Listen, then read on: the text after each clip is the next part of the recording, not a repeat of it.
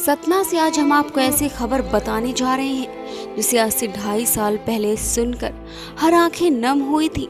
हम बात कर रहे हैं दो मासूम जुड़वा भाई प्रियांश व श्रेयांश की। ये वो दोनों मासूम बच्चे हैं जिनकी दरिंदों ने अपहरण कर फिरौती ले ली। इसके बावजूद इनकी जिंदगी नहीं बख्शी और बेरहमी से इनकी हत्या कर दी। इतना ही नहीं, अपने अपराध को छिपाने इनके शरीर पर पत्थर बांधकर नदी में फेंक दिया था। आज ये नन्हे मासूम बच्चे दुनिया में नहीं हैं, पर इनकी दर्द भरी कहानी दिल को झंझोर कर रख देती है। ये मासूम चेहरे जो अभी अपने भविष्य को सजाने के लिए कदम आगे बढ़ा चुके थे। दोनों एक ही स्कूल में पढ़ते थे, साथ साथ स्कूल जाते, साथ साथ खेलते और खाते, साथ ही सोते थे। दोनों मासूमों की एक जैसी शक्ल थी। दोनों इस दुनिया में एक साथ आए थे और पोस्टमार्टम रिपोर्ट के मुताबिक एक ही समय पर दोनों की सांस थम गई। इनकी कहानी का अंत भी कुछ यूं होगा, ये शायद किसी ने सोचा नहीं था। दोनों जुड़वा भाइयों को 12 फरवरी 2019 को राजू द्विवेदी व पपन कांट ने कट्टे की नोक के दम पर सदगुरु पब्लिक स्कूल की बस से दिन दहाड़े ट्रस्ट के कैंपस में खड़ी बस के अंदर से किडनैप कर लिया गया था। वह गेट नंबर 3 से निकलकर अरोग्य धाम के समीप एक आश्रम में किराए के कमरे पर इन्हें 16 फरवरी तक रखा गया था। 16-17 के दरमियान रात बांधा ले गए। इतना ही नहीं, फोन पर 1 करोड़ रुपए की फिरौती मांगी और 20 लाख रुपए वसूल भी लिए।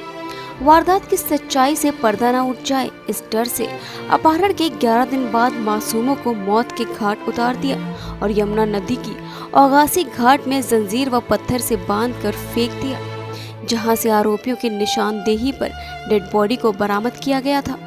दोनों मासूम प्रियांश व श्रेयांश के अंतिम दर्शन के लिए भीड़ सड़कों पर उमड़ पड़ी। इधर प्रशासन का कड़ा पहरा रहा। इन सब के बीच दिल पर वज्रपात की तरह माता पिता सहित परिवार पर टूटा ये कहर उन्हें जिंदा लाश बना दिया था। मासूमों की अंतिम यात्रा पर मौजूद हर आम खास की आंखों में आंसू नहीं थम रहे थे। हर कोई बस इस निकम्मे सिस्टम को कोस रहा था। यहाँ हम आपको ये भी बता दें कि इतिहास में पहली बार कामता नाथ की नगरी में निकली इस तरह की पहली एक ही अर्थी थी, जिसमें दोनों जुड़वा मासूम भाइयों का पार्थिव देह एक साथ अंतिम संस्कार के लिए ले जाया गया, जहाँ एक ही चिता पर दोनों को मुख अग्नि दी गई थी। बहरहाल इन दरिंदों पर होने जा रहे फैसले पर सबकी नज़र टिकी है।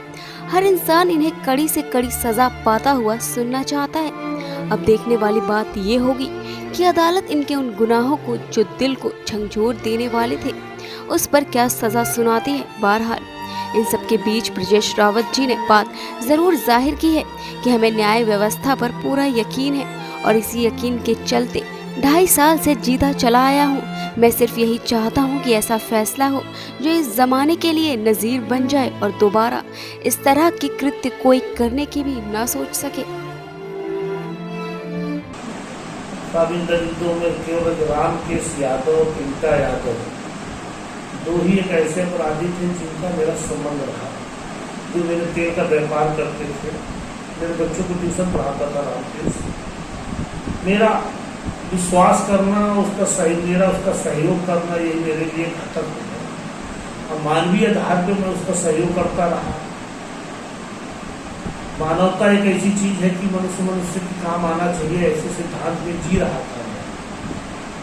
मैंने रामकेश का इतना सहयोग किया, उसने मुझे प्रतिफल के रूप में जीवन का ये कष्ट दिया जिसका मैं जीवन पर्यंत कहने पाऊँ इस दर्द का अंत कैसा है। अब एक बाप के लिए बेटे की मुख अग्नि देना कितना बड़ा कष्ट है। एक माँ को तिल तिल मरते देख रहा हूँ, उन बच्चों के लिए उसको तड़पते देख रहा हूँ, तो मैं बयां नहीं कर सकता। और इन अपराधियों ने जिस जघन्यता के साथ ऐसे कृत्य को किया है, समाज में नजीर होनी चाहिए साहब न्याय की।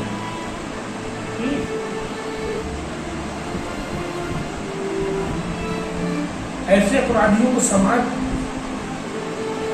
है ही नहीं साहब। जो 10 दिन बच्चों को, जो बच्चे क्या खाते थे, कैसे रहते थे, उनकी जो दिनचर्या थी, स्कूल से आने के बाद कपड़े चेंज होना, एक कपड़े में बच्चों को निरंतर रखना, डिब्बे में लैट्रिन पेशाब करवाना, बिस्कुट नमकीन खिला खिला के नशीली दवा खिला के बेहोश करके मारने जैसी स्थिति करना, निरंतर 10 दिन तक इधर उधर ले जाने के लिए बोरों में भर वस्तु समझ के ले जाना।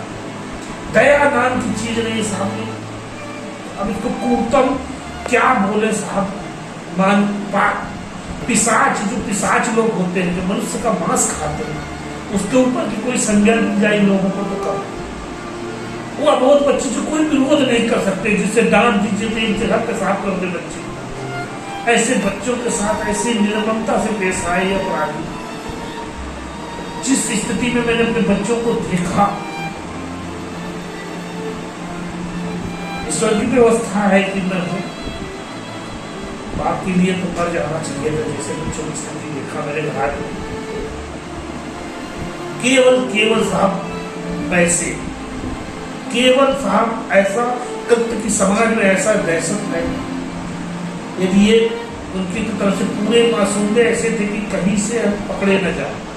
यदि सब पढ़े लिखे IT के स्टूडेंट थे, जल्दी नहीं सोना चाहते थे, जयराम की दुनिया में छा जाना चाहते थे।